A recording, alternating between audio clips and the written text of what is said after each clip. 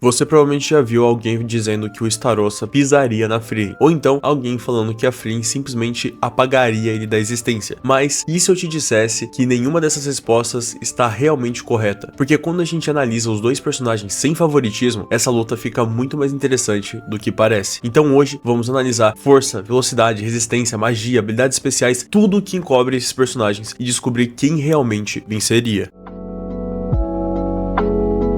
Primeiro vamos começar analisando força física. Aqui não existe discussão. Starossa vence com extrema facilidade. Ele é um dos 10 mandamentos. Troca golpes com arcanjos e demônios. Ele consegue destruir montanhas apenas com o impacto das lutas e possui força física absurda. Enquanto isso, a Frieren praticamente nunca luta corpo a corpo e quando luta, tá ali na média de um ser humano normal. Afinal de contas, seu foco sempre foi magia de longa distância. Então, se Starossa conseguir encostar nela, provavelmente a luta já acaba naquele mesmo instante. Então, ponto pro Starossa. Já sobre a resistência, rapaziada, é mais um ponto pro Starossa, pois é, ele aguenta ataques de personagens extremamente poderosos do universo de Nanatsu. Além disso, sua regeneração é muito acima da média, rapaziada. Mesmo sofrendo danos enormes, ele continua lutando. Não à toa, ele aguentou, mesmo que tenha apanhado muito, mas ele aguentou peitar o Scanor, rapaziada. E olha que o Scanor tava lutando já com o Sunshine ativo. Já a Frieren, por outro lado, apesar de ser resistente para uma maga, ainda possui um corpo relativamente frágil. E aqui não estamos considerando a magia dela, afinal de contas, a magia de proteção da Frieren é uma magia, como dito. Aqui a gente está analisando realmente a resistência física do corpo da pessoa. Logo, a Frieren possui um corpo relativamente frágil. E por isso mesmo ela evita tomar golpes, justamente porque sabe que não suporta muitos ataques diretos. Mais um ponto pro Starossa. Já sobre velocidade, aqui começa a discussão, rapaziada. Os personagens de Natsu no Taizai costumam apresentar velocidades extremamente altas. Afinal de contas, eles beiram o shonen, né? E geralmente animes e mangás shonens tendem a exagerar sobre velocidade e tudo mais. E isso ocorre principalmente após os primeiros arcos. O Starossa acompanha guerreiros capazes de desaparecer da visão de personagens comuns. Já a Frieren possui reflexos excelentes, consegue detectar a magia quase instintivamente pelos seus milhares de anos e reage muito bem a ataques surpresa, mas sua velocidade física nunca foi apresentada no mesmo nível dos maiores monstros de Nanatsu, muito menos os de Frieren. Então, na movimentação, ficaria equilibrado em questão de detecção e velocidade, mas se formos considerar só o atributo velocidade, Starossa leva vantagem. Agora, inteligência, rapaziada. É agora que a história muda completamente. A Frieren é uma maga com mais de 1000 anos de experiência, como eu citei pra vocês. Ela passou séculos estudando magia. Não só isso, aprendendo feitiços, criando estratégias, analisando inimigos, adquirindo experiência lutando contra inimigos muito mais poderosos que ela. Enquanto muitos personagens treinavam força, ela treinava o conhecimento e as magias. E isso faz uma diferença gigantesca nesse duelo. Ela dificilmente luta da mesma maneira duas vezes. Sempre observa o adversário antes de revelar seus melhores recursos. E nesse quesito, a Frieren vence. E olha só, é bom ressaltar aqui porque tem muita gente que é ignorante e acaba não prestando atenção. Não estou dizendo que o Starossa é burro. Eu estou dizendo que em questão de inteligência e conhecimento, a Frieren provavelmente levaria vantagem. Agora sobre magia, essa talvez seja o maior trunfo dela. O arsenal mágico da Frieren é simplesmente gigantesco. Ela domina centenas, talvez milhares de feitiços diferentes. Então ataques explosivos, barreiras, controle de mana, detecção, ocultação, magias de aprisionamento, feitiços utilitários, tudo isso conta no seu arsenal. Enquanto isso, o Starossa depende muito mais das suas habilidades demoníacas e da sua força bruta. Em quesito de variedade, a Frieren vence com sobra. E aqui é bom explicar outra coisa, rapaziada. Eu sei que muita gente vai estar falando, tá, mas pô, o Mael é literalmente um arcanjo, mano. Como é que você tá falando que a Frieren conseguiria ser mais braba que ele nesses quesitos? E bom, rapaziada, é interessante destrinchar aqui duas coisas. Primeiro, estamos considerando o Starossa, ou seja, o Mael sem as suas memórias, enquanto ainda tava na ilusão do Gaulter. Logo, a batalha sim fica mais equiparável. Claro que se fôssemos considerar o Mael, aí a história poderia mudar drasticamente. Mas como estamos falando do Starossa em si, e não do Mael com suas memórias e com todo o seu poder e conhecimento, sim, a batalha fica mais justa. E dito isso, vamos continuar o comparativo. No quesito controle de mana, esse é um dos aspectos mais perigosos da Frieren. Ela consegue esconder completamente sua mana, algo tão eficiente que enganou demônios extremamente experientes durante décadas, fazendo ela parecer fraca, sendo que na realidade ela era muito mais poderosa do que as suas ameaças. Isso significa que o Starossa poderia até subestimá-la inicialmente, e isso abriria espaço para ataques surpresas. E para quem já viu Nanatsu sabe que isso é verdade, o Starossa frequentemente subestima seus adversários. A sua postura arrogante é alimentada por sua força bruta e pela falsa confiança que ele deposita no seu poder de mandamento, o que muitas vezes leva ele a brincar com seus oponentes e muitas vezes também se arrepender por isso, né? Logo sim seria possível a Frieren lançar ataques surpresos contra o Starossa. Mas enfim, vamos continuar porque tem algo aqui que muda bastante as coisas, tá? E esse fator é o Full Counter, rapaziada. Uma das habilidades que, na minha opinião, são as mais legais de Nanatsu. Agora chegamos ao ponto mais polêmico porque quem conhece sabe sobre essa habilidade, né? O Full Counter. Muita gente acredita que isso torna o Starossa invencível contra magos, mas não é tão simples assim. O Full Counter devolve ataques mágicos, porém ele exige algumas condições. O golpe precisa precisa ser refletido no momento certo é o time, né? É o tal do parry. Pra quem gosta de jogar jogos, já tá ligado como funciona isso. Por isso mesmo que quando eu assisti a Nanatsu eu achava essa habilidade tão legal, porque é um conceito de RPG que foi transportado pro anime, mano. É da hora demais. Mas enfim, voltando a ser imparcial aqui. Além de precisar ter o timing certo para defender o ataque, existe também direção, existe tempo de reação e ataques extremamente complexos ou contínuos podem dificultar a sua utilização. Afinal de contas, não tem como ficar dando parry infinito a não ser que o cara seja um pro player. Além disso, nem toda a magia da Frieren é simplesmente um grande raio reto e explosão. Nem toda a magia dela se resume a Zoltrak. Muita gente acha que a Frieren só tem o Zoltrak e acabou. Mas não, rapaziada. No anime mesmo dá pra ver uma quantidade absurda que a Frieren consegue lançar de magias, né? Tem uma quantidade massiva ali que ela dispara. E se alguém quiser falar que, pô, no mangá não tem tal fator, é por isso mesmo que eu tô considerando tudo que foi mostrado no anime, tanto de Nanatsu quanto de Frieren. Porque assim fica muito mais justo e a gente vai estar considerando os personagens de fato como foram apresentados. Já que a maioria das pessoas vai ver o anime e não necessariamente o mangá, né? E pra mim, sinceramente, torna